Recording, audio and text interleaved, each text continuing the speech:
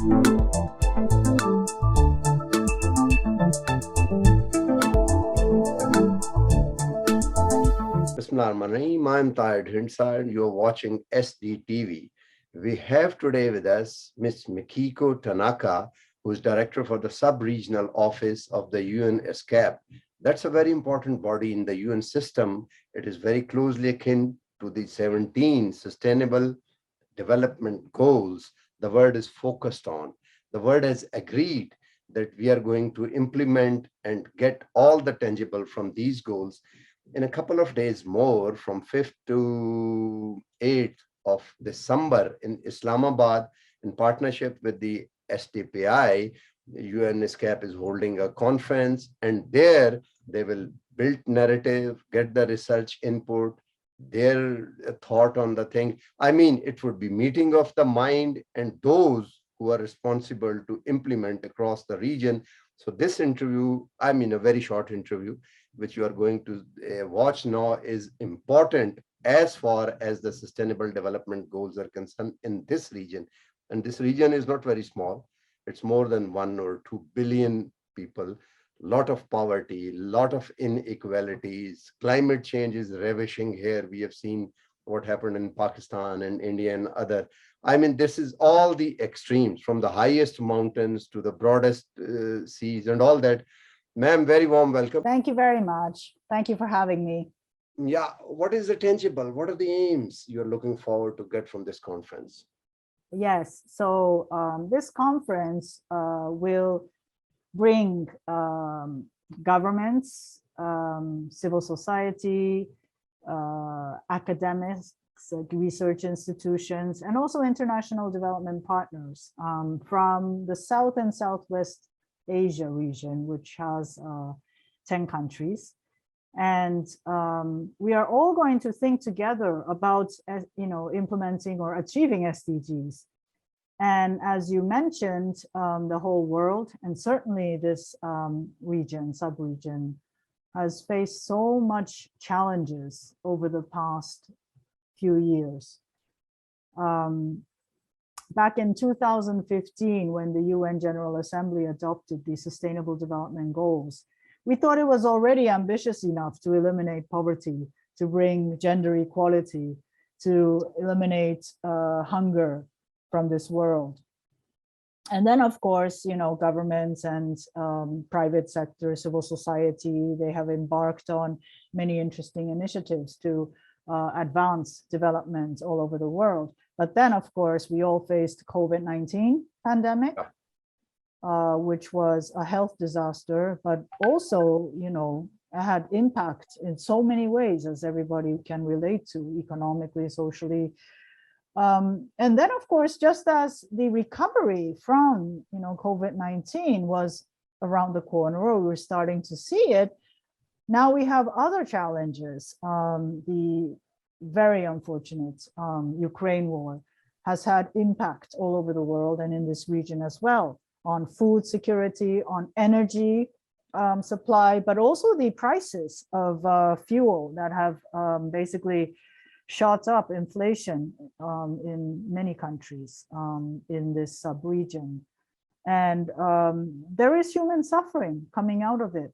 So the challenges are even worse, even more than what we had anticipated in 2015.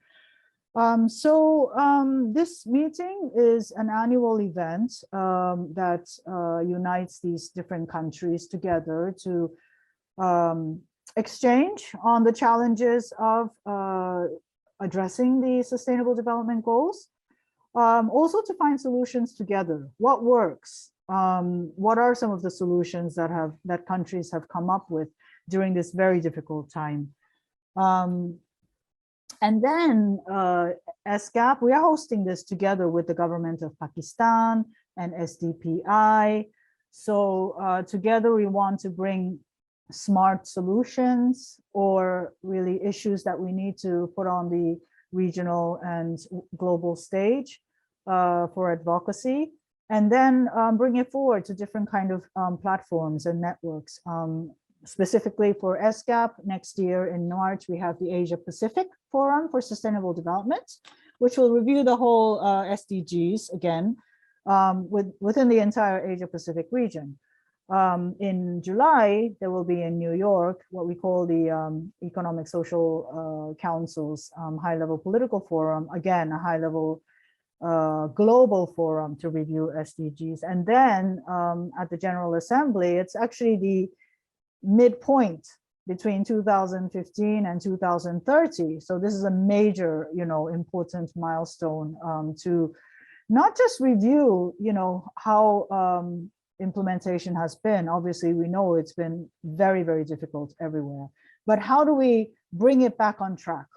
How do we even accelerate it? I think, so this forum in Islamabad next week, it will bring the ideas from this sub-region of South and Southwest Asia, from all these stakeholders. And we hope that some solutions will be shared and also brought forward into regional and global platforms. Right. The world is in a deep recession. Germany has declared recession. Italy, one of the largest economy of the Europe, and the annual meeting of the IMF, and they have said that about $4 trillion would be produced over the next 4 years in Europe and the West. And obviously the other economies which are on the Kuwait and Qatar and UAE and Saudi Arabia, they'll earn $3.5 trillion more in this very unbalancing, unravishing, changing world, which is as Henry Kissinger say, it is on the tip of the precipice.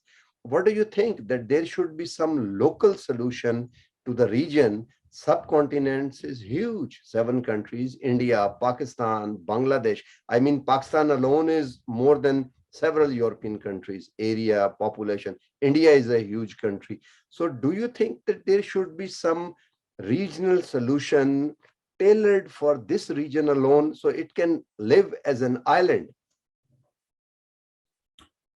There are many islands in the world that need to be connected, I guess. Yeah, but I think your point of the local solutions, in every country, across the countries in this sub-region, absolutely critical. That's where it needs to start.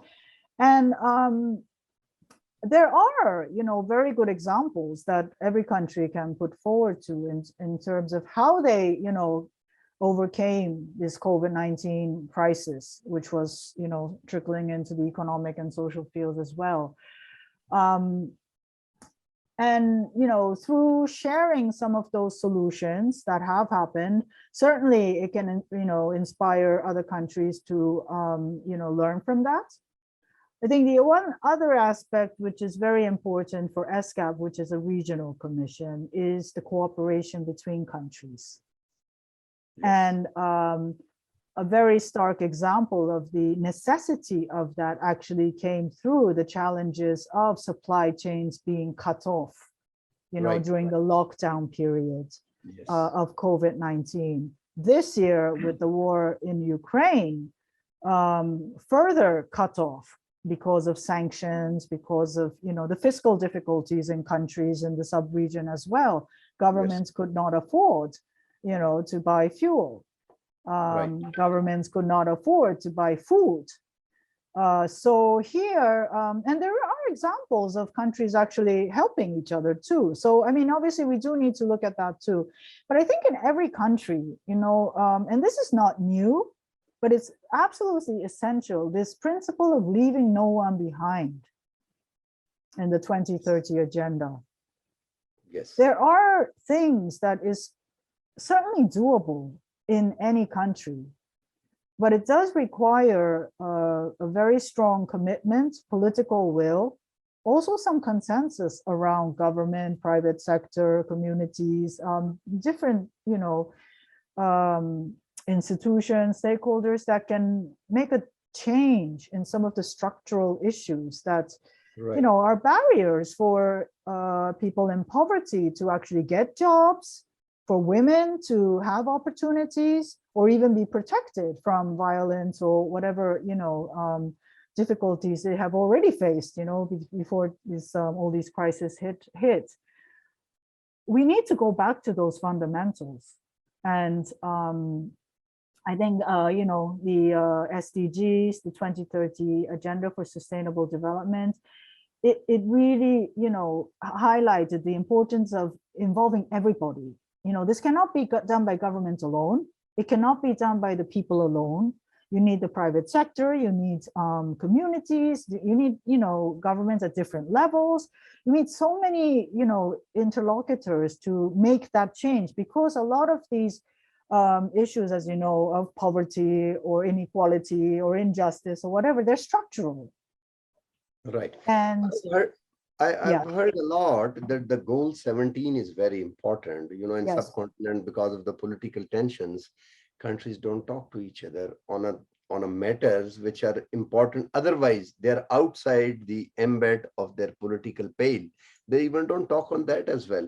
So do you think that there should be some people to people, or the journalist, or the social sector, or the civil society, especially the media, people should meet very frequently and visit each other countries and region? They should be, UNESCAP should spend some money on that as well, because it would catalyze the progress on other goals as well.